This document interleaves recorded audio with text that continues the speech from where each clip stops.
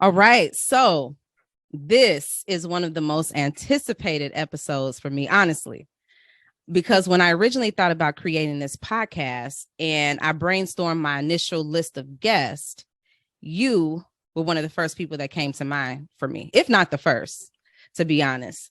I think everything about today's guest exudes originality, depth, fierceness, and blackness, to be honest. And I'm talking about unapologetic blackness. So I'm not going to waste any time. Let me get right into the incredible bio for our guest today. Uh, Africana studies teacher, school social worker, FemC, singer, dancer, writer, and overall visionary.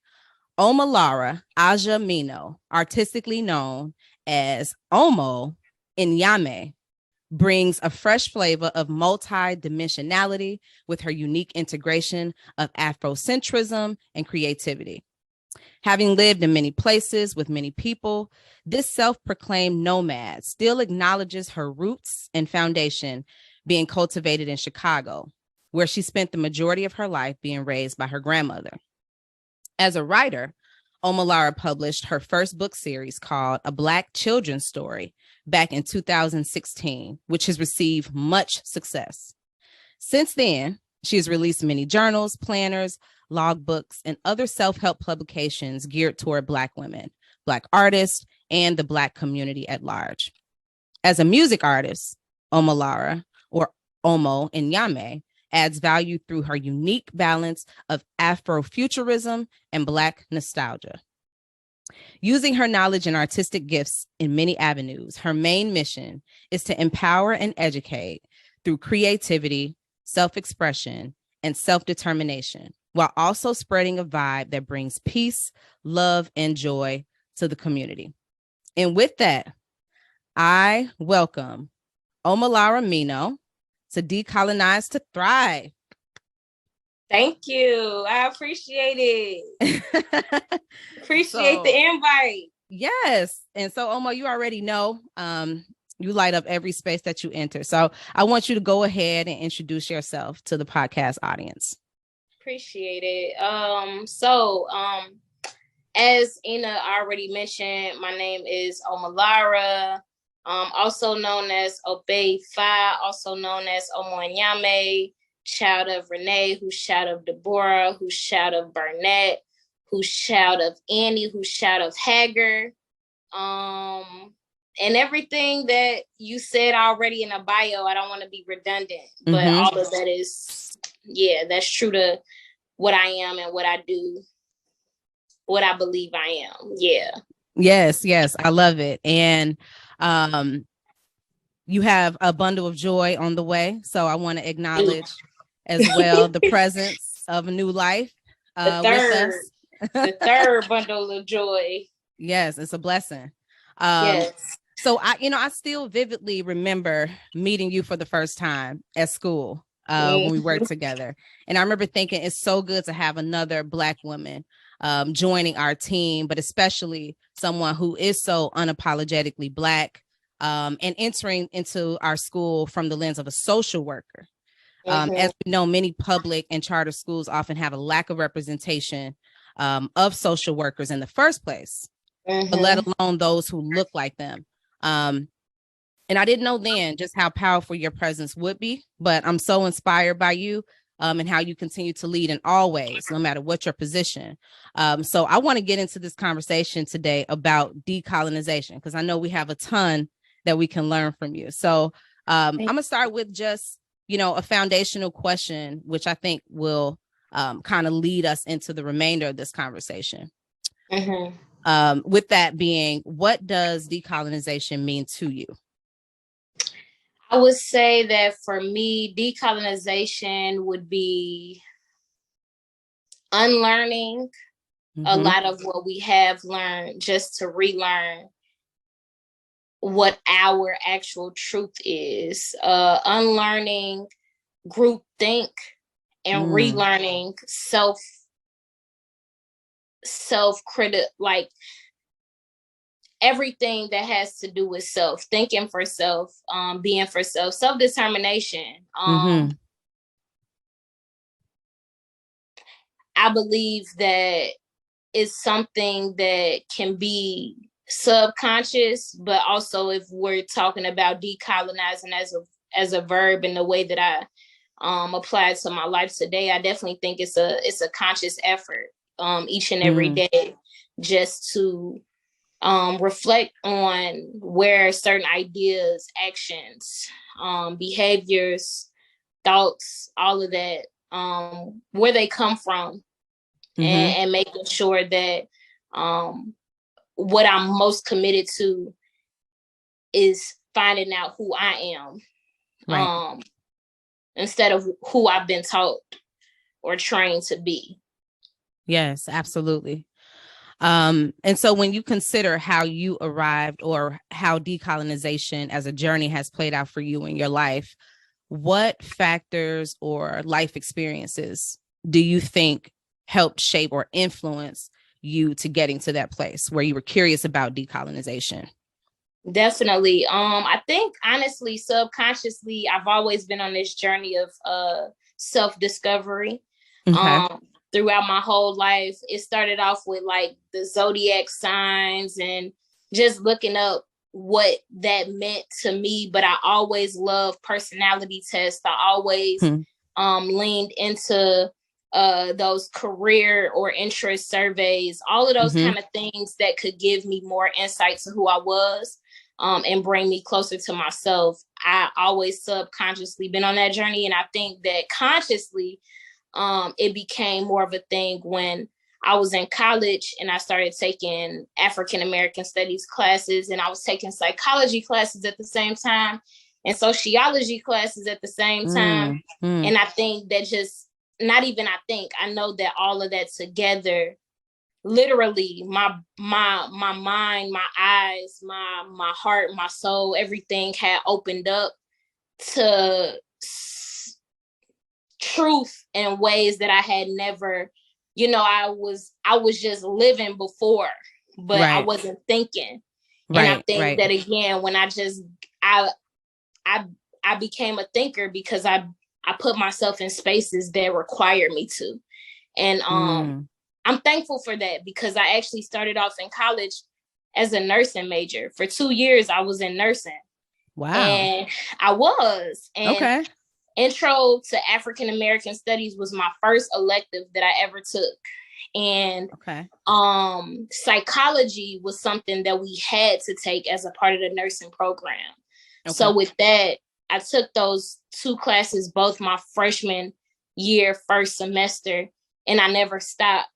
And I just realized that I was more on my journey to wanting to be a thinker and a free thinker, not just somebody that was a doer, that just practiced the routine that everybody did, So, I feel like I'm kind of veering off a little bit, but I'll say that, being in college, definitely taking African American studies classes, as well as the psychology and the sociology, all of that together. Women's studies, even like those theoretical, I'm all into that. Like the classes that made me think beyond the surface. And I've always been very scholarly. So I'm appreciative, just to be in spaces like that. So that's where it all started for me, I would say, consciously. Okay. So it started with your educational experiences in the classroom, in college, African American studies, which we know can help with identity work. And then psychology, understanding human behavior and like the root causes of behaviors that we see as a result of something that is oftentimes much deeper than what we see on the surface. You mentioned being a free thinker or putting yourself in spaces that required you to think. What does that mean to you? Like, what does it mean to be a free thinker? I think just having a lot of knowledge, gaining as much knowledge as possible, so that way the decisions that we make or what we say we believe in, we know we actually do, because we already have looked into all the other possibilities. Like we are aware of what other possibilities exist. So that way it's certain, it's just more certain that what what I stand for, I truly do believe in, because I've actually done the work, or I've actually been exposed to what else may be out there. And of course, we can't expose ourselves to everything like in one lifespan, but just being on that journey of learning constantly, so that I'm always aware that what I believe or what I'm practicing is truly what I truly believe in, you know, and not something I'm just doing. Right. Yeah, because it's what's expected of you, or what is a societal or cultural norm. Exactly.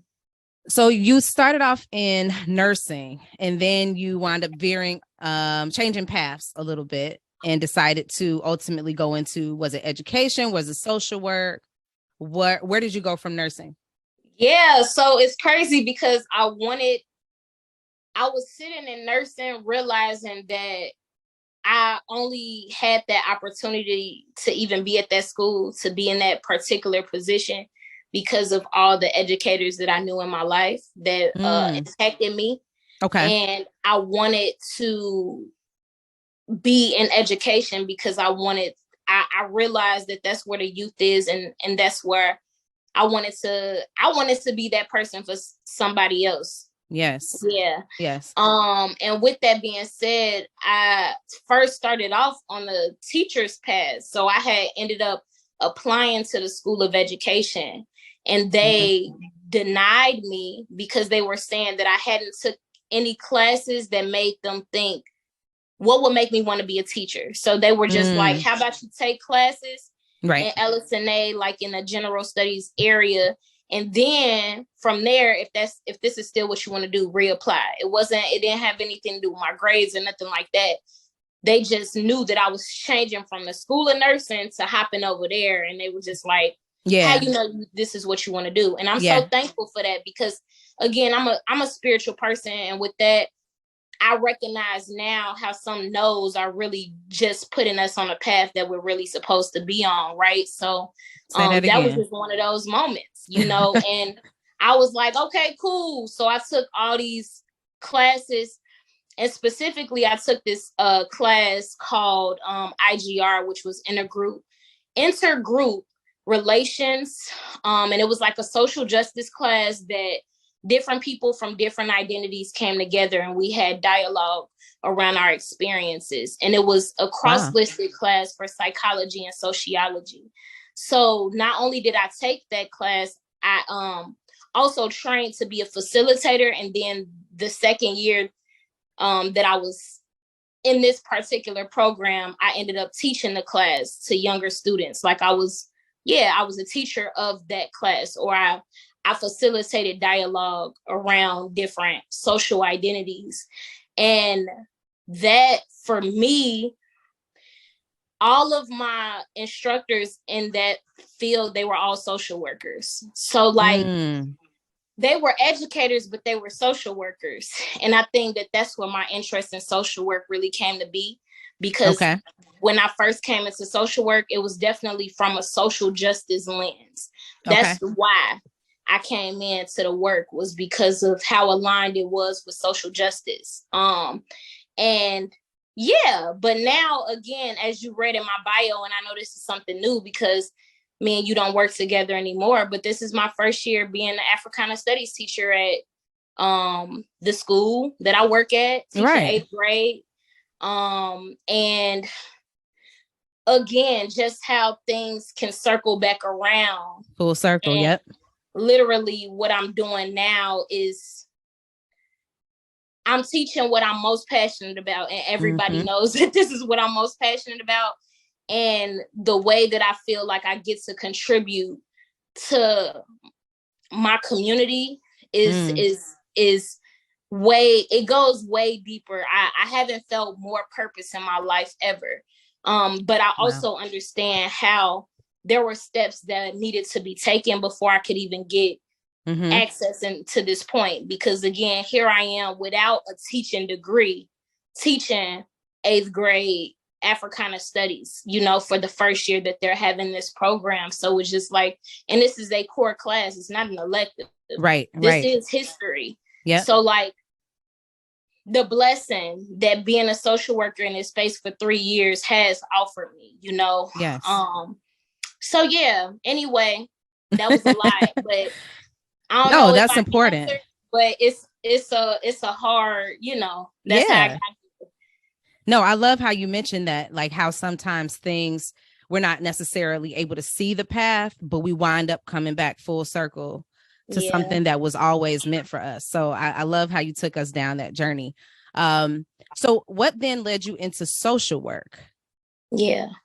How did you become a social worker? So yeah, I think that again, my interest in it started as a social justice thing, but then so when I was in social work, I concentrated in community organizing with the Okay. focus in children and youth.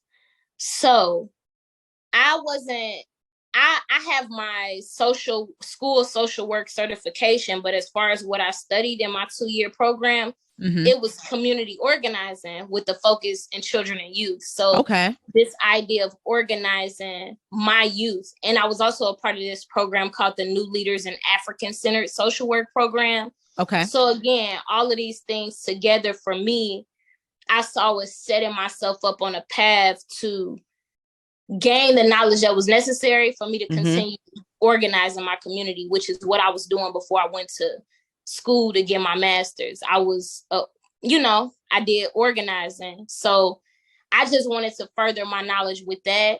Yeah. And also be able to open up doors of opportunity, because honestly, I never thought I would go back to school. So to your question, I never planned on going back to school until I found out that I was pregnant with my daughter. Okay. And for me, when I found out I was pregnant with her, it kind of put me at this place like, okay, what am I going to do now? Mm-hmm. Because I felt like I needed more doors of opportunity so that I wouldn't feel like I didn't want us to have to live in the way that I was living at that particular time. Like it was, we know a bachelor's degree, cool. They say great, but also it can only get so far, Right. Exactly. like, so with that, me reframing, reconfiguring my whole life plan came from knowing that I was pregnant with her. And I had to think about, okay, if I am going to go to school, what am I most, connected to right now? What am I most interested in? So it wasn't this thing that I thought I was going to do or like I always knew. It was literally like I kind of felt like pressure, like to just make life better for my That's children. real. Yeah. Again, I'm really happy that that's everything comes to us. Whatever's supposed to level us up is gonna come, and I'm happy that she came to level me up as she did. Yes. So yes. That's how I got here. I guess. Yeah, I mean, I can relate to that entirely. There's so many similarities in our story because I wound up becoming a teacher because I had originally went to school for history. But after my freshman year, I started to question, what am I going to actually do with a history degree? It's just a subject area that I love, but like, how am I going to make money? Right. And then I got pregnant with my daughter. And it was like, I got to lock down on something that feels more solid, like it's going to give me opportunities and I can provide for my family. And so that's what actually pushed me into teaching. If you had asked me then, I would have been like, no, that's not for me. Right. Exactly. And now who would have known? Like 15 years later, that was definitely a calling on my life that I just didn't see. So fully agree. Sometimes we have no idea. And the path unfolds in front of us. So you're also an incredible artist. So bring us into that. How do you feel that the artistry or the way that you express yourself creatively through art is connected to your divine purpose? My idea of purpose now, or like, again, this journey of self-discovery, like I am that type of person who on YouTube this was years ago. But like, how do I know my purpose? Yeah, I'm looking at videos that say that, like, that's how I've been there.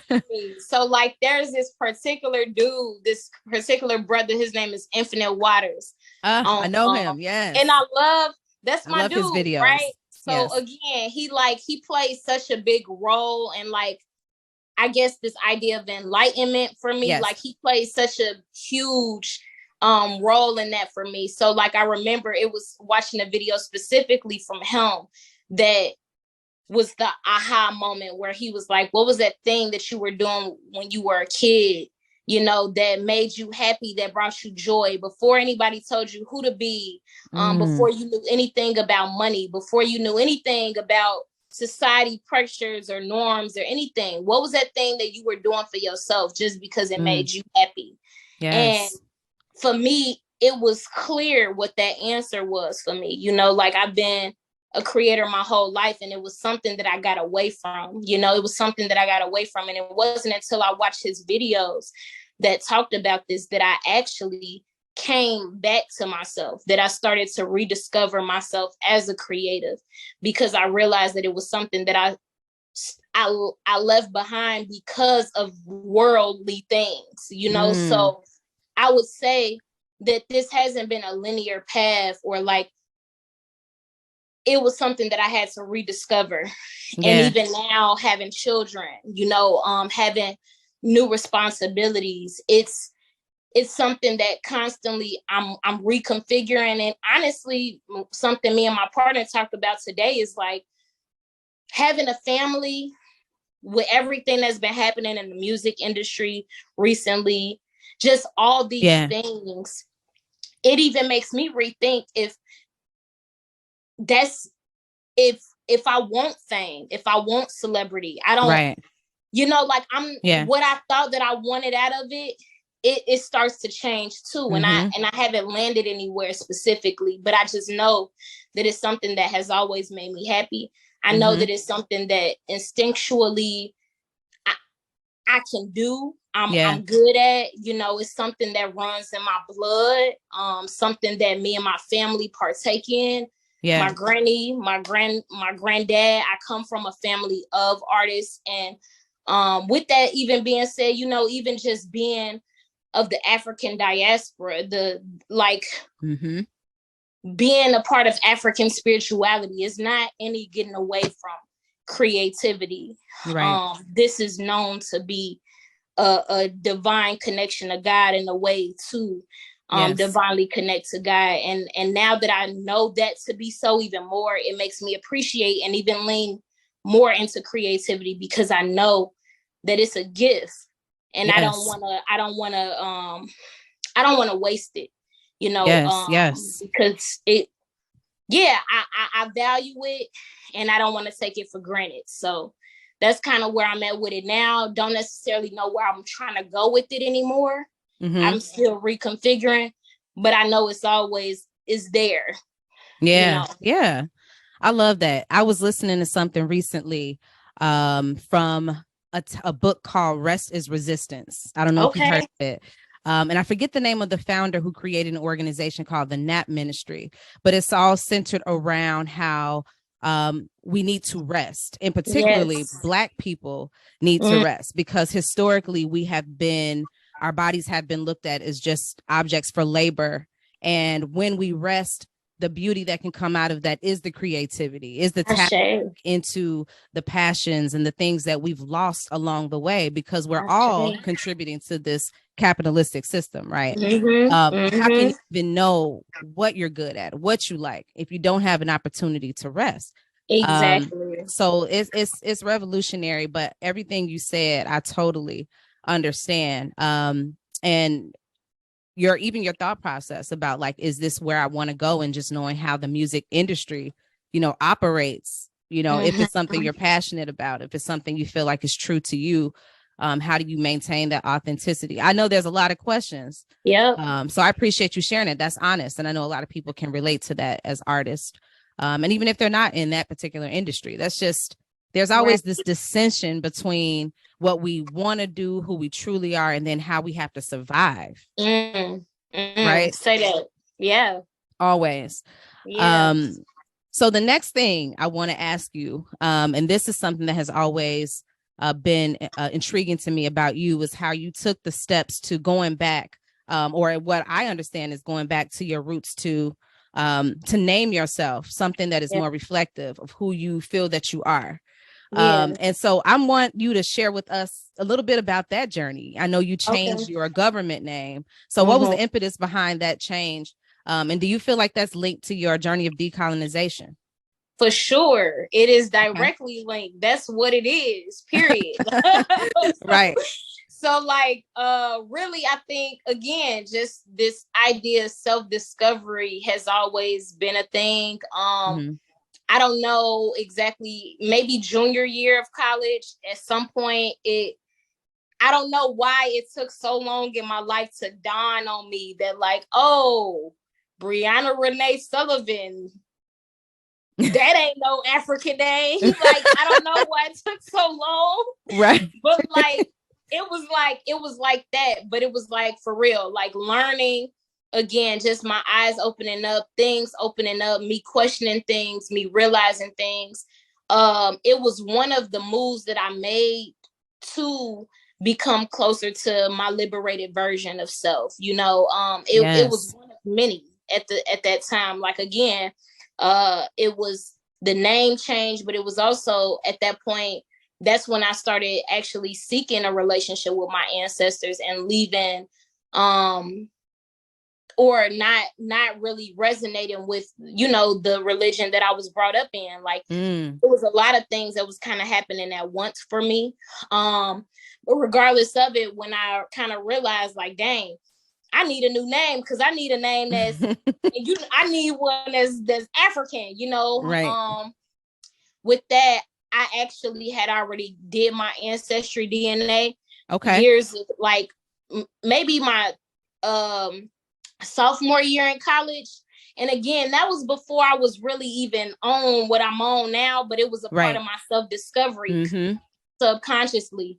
And I just utilized that as the tool that made me like go and search names that came from those regions that I had majority of my African blood from.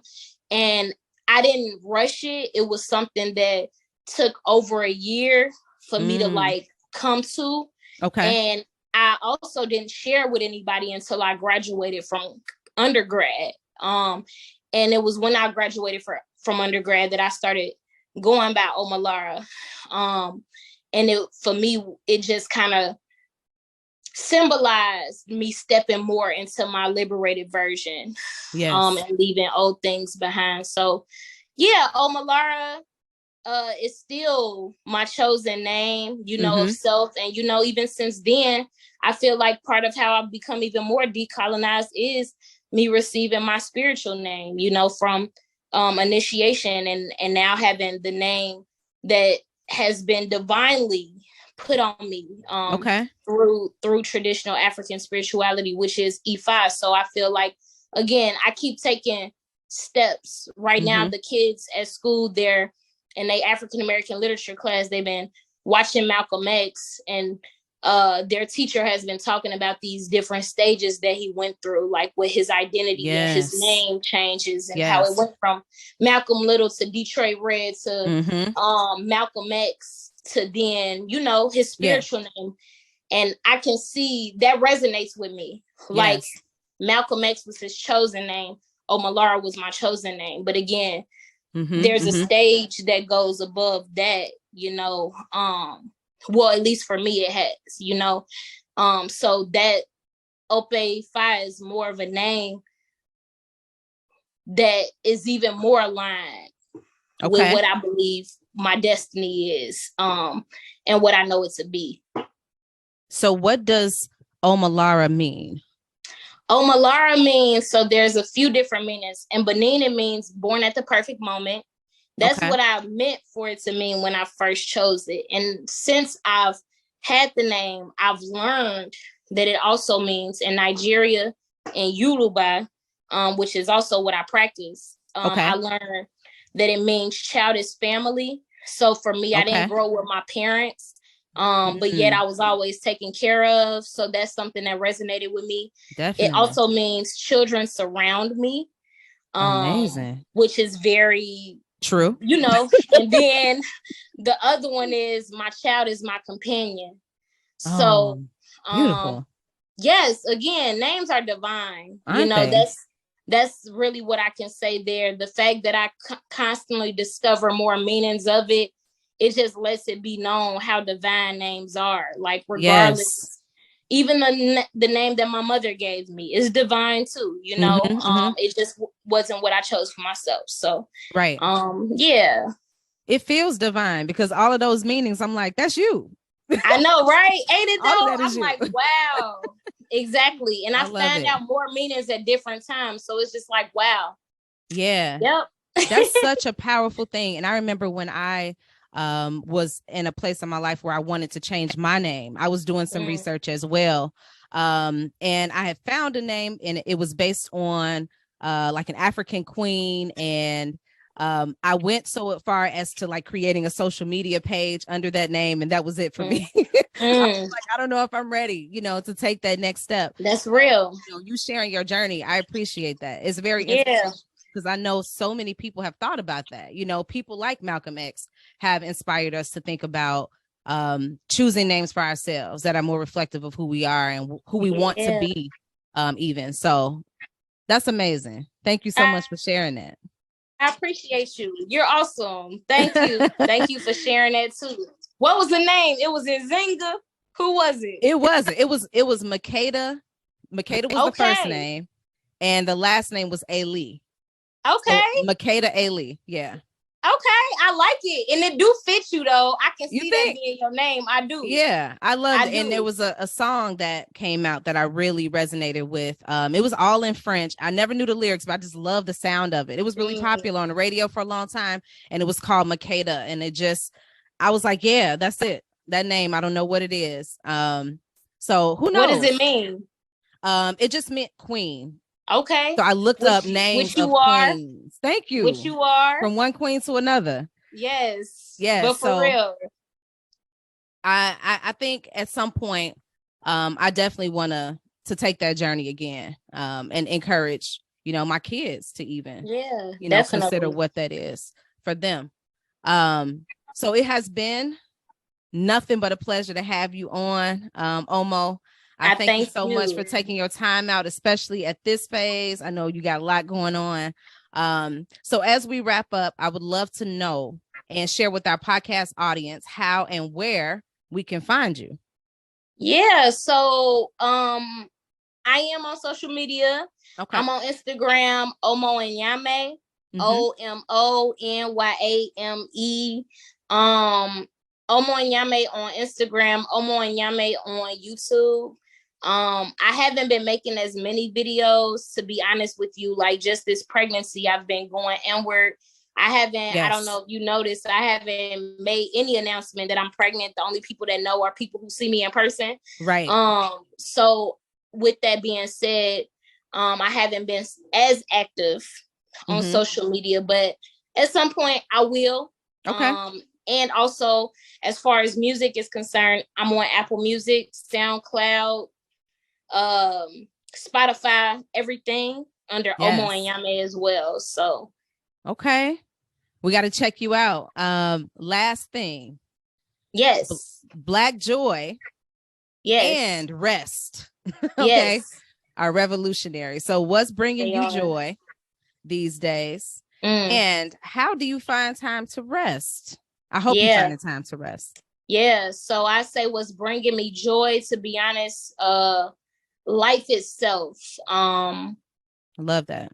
I've literally been in a space of ultimate gratitude, with just recognizing that all that my life is today, that's family, that's my children, that's what I've been able to accomplish, that's my job, everything is more than I could have ever dreamed of for myself. I never dreamed of these things to be possible for myself, and just to see the love and the support and the purpose and the everything that exists around me brings me joy, and it brings me gratitude, and it I just don't take it for granted at all. Life itself brings me joy. And then as far as the rest, one thing that I have been very adamant about doing is just taking baths these days. So like usually when my kids go to sleep, my partner, he's awesome. He always offers to run me some bath water, and he always does, you know. So just taking a bath, you know, that's for me, that's rest. That's rest in my body, because I'm usually going through the day and I'd be a little slow, you know, going up and down the stairs and all of that. But to have that relaxation at the end of the night with my music, just with myself, that feels good for me. I love that. That is so, so important. And I'm so glad that you have him. And then you all have that partnership, because you need that, especially during this time. So thank you again, Omo. We love you. I hope this is not the last time we see you. I appreciate you. And I cannot wait until your new bundle of joy arrives. Yes. And I will make sure that I share pictures with you and all of that. Please do. Yes. Thank you so much for the invite. Yes, absolutely. All right. Peace. Bye-bye.